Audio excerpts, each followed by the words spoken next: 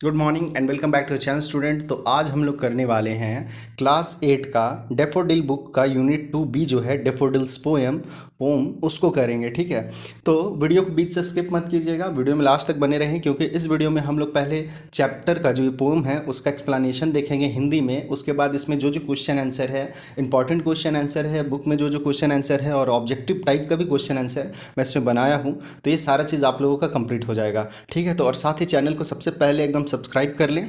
चलिए अब हम लोग देखते हैं आगे। तो पोएम स्टार्ट करने से पहले हम लोगों को देखना है पोएम के पोइट कौन है। तो पोइट जो है वो है विलियम वर्ड्सवर्थ। ठीक है, तो थोड़ा सा इनके बारे में भी जान लेते हैं। तो द पोम जो डेफोडिल्स है is written by William Wordsworth, ये विलियम वर्ड्सवर्थ के द्वारा लिखा गया है।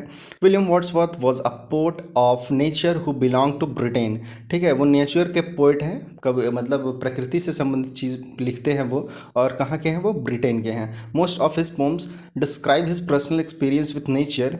In this poem, the poet, during a walk along the countryside, comes across blooming daffodil. Listen and read the poem. ठीक है, तो फिर यहाँ से हम लोगों को पोएम को पढ़ना है, सुनना है।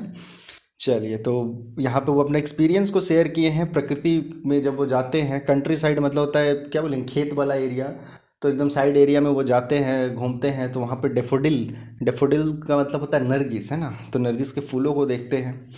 चलिए अब आगे देखते हैं हम लोग। तो देखिए पोएम यहाँ से स्टार्ट होता है कि डेफोडिल्स, हाँ डेफोडिल्स यहाँ से स्टार्ट होता है। I wandered lonely as a cloud that float on high over vales and hills, when all at once I saw a crowd, a host of golden daffodils beside the lake beneath the tree, fluttering and dancing in the breeze. ठीक है, तो यहाँ बताते हैं कि I wander lonely as a cloud, मैं अकेला बादलों की तरह घूमता रहता था।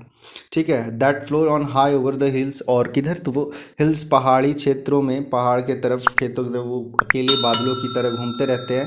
तब एक बार वो आई सॉ क्राउड, वो एक भीड़ को देखते हैं। तो किसका भीड़ देखते हैं, तो गोल्डन कलर का डेफोडिल होता है वहाँ पे।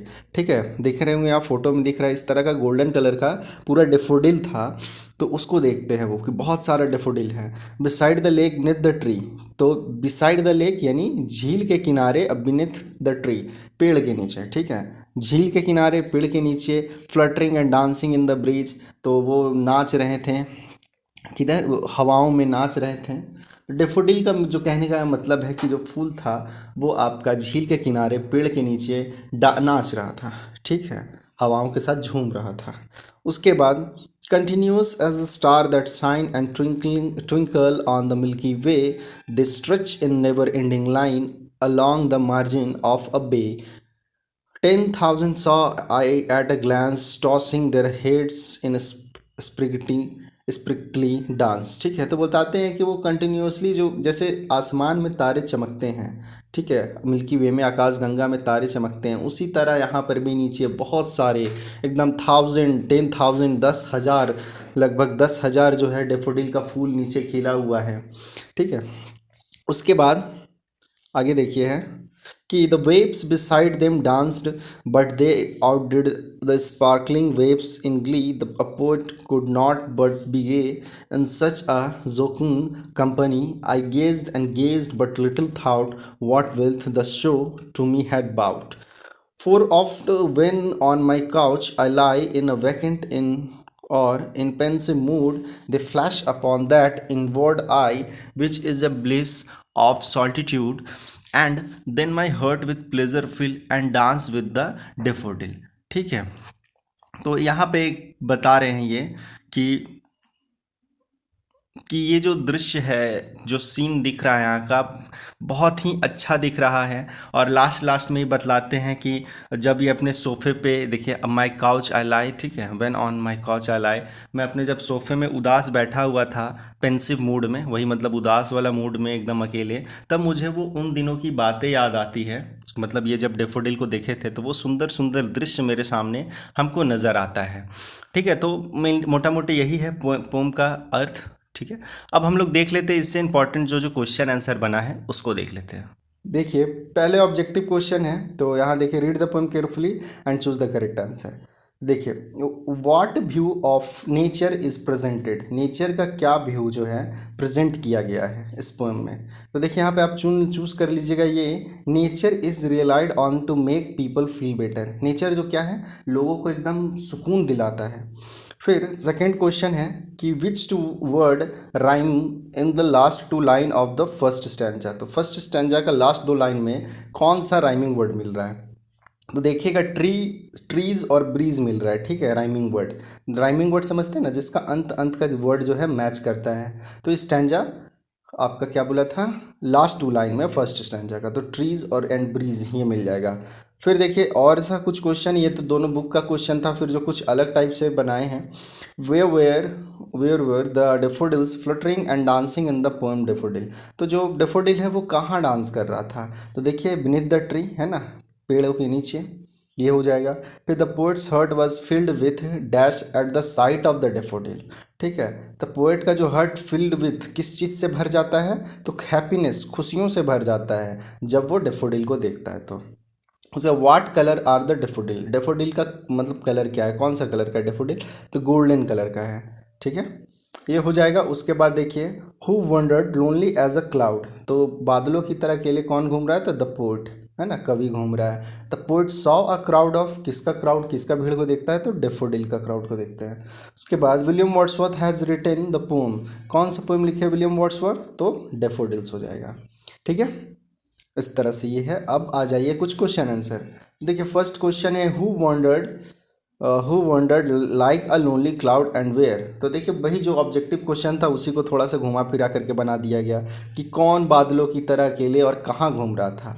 तो the poet wandered like a lonely cloud when he was walking around through the hill and valley, ठीक है, हिल्स एंड वैली मतलब पहाड़ों और घाटियों में वो घूम रहा था, ठीक है।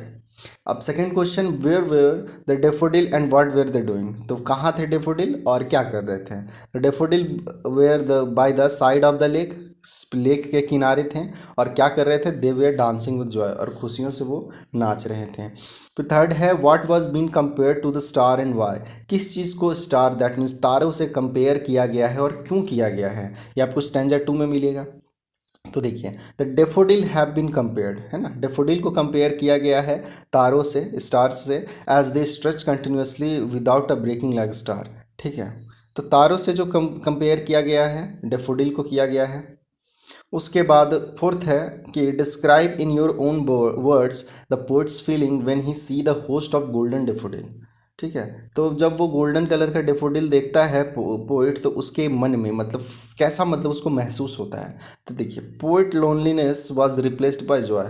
तो पोएट का, कवि का जो अकेलापन था वो खुशियों में बदल जाता है when he saw the daffodil dancing, जब वह डेफोडिल को डांस करते हुए देखता है। फिर है, what happens to the poet when he is some time in a pensive mode. तो क्या होता है जब पोइट है जो कि कभी कभी पेंसिव मूड में रहता है, बहुत ही उदास वाला मूड में रहता है, तो when the poet is sometimes in a pensive mood he move suddenly into the future back. वो क्या करता है? फ्यूचर में चला जाता है। फ्यूचर बैक मतलब पीछे जा करके अपनी बात देखता है वो, कि from the lake and the windy day, मतलब क्या वो समय था, मतलब हल्का हल्का हवा चल रहा था झीलों के किनारे। First set the science, he often sit in his couch kind of feeling pain about life with no great thought and sight. Sometimes his mind is empty and vacant and this kind of sad thought, ठीक है। इसी तरह का उसका sad thought चलते रहता है।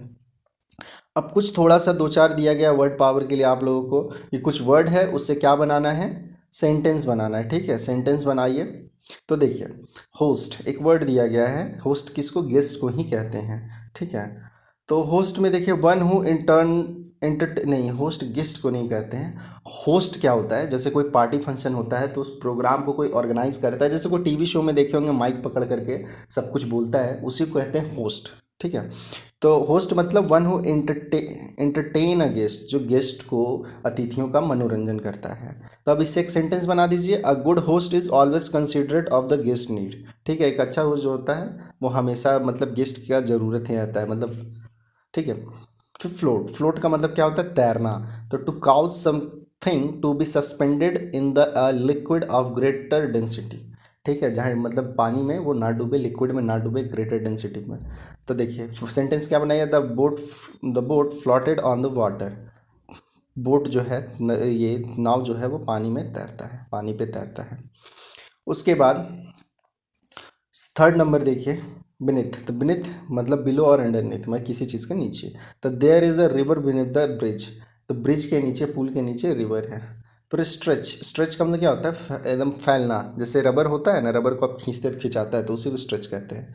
तो टू लेंथन बाय पुलिंग, तो खींचने के द्वारा वो थोड़ा सा लंबा हो जाए। अब इससे वर्ड क्या बनाइएगा sentence, I stretch the rubber band until it almost broken. मैंने रबर बैंड को तब तक खींचा जब तक वह टूट ना गया। फिर स्पार्कलिंग। स्पार्कलिंग मतलब क्या होता है, चमकना। जैसे तारे जो चमकते हैं उसे कहते हैं स्पार्कलिंग। तो उसका मीनिंग इंग्लिश में हो जाएगा ब्रिलियंट ग्लीम। ठीक है।